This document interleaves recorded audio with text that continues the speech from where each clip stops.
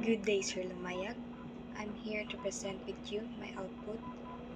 First is, syempre, doctype medyo na mauna, doctype HTML.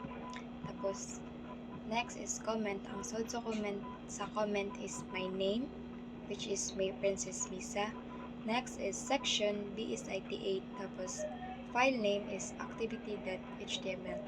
Tapos, date, February 20, 2024. Next is, there is a head. Ang title is tutorial resin. Tapos, homepage. Tapos, there is a header is sa H1 is naka-state diri akong name. Tapos, there is a H2 is naka-state diri ang akong code, which is it does not matter how slowly you go as long as you don't stop.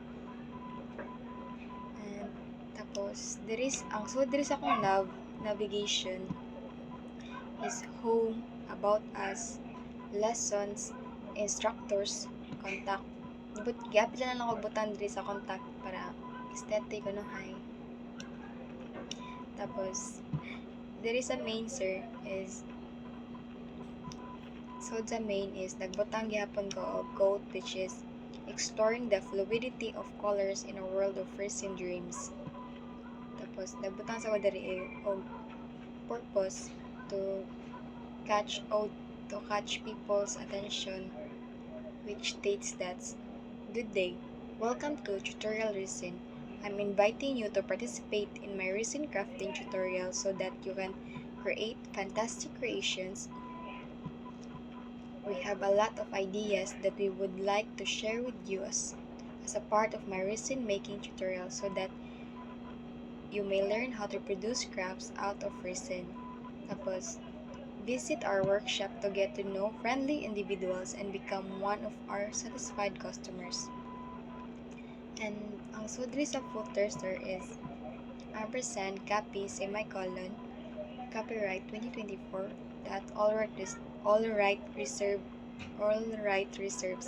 Tapos there's about is submit to at tutorialresin.com. Tapos footer, tapos body, tapos HTML.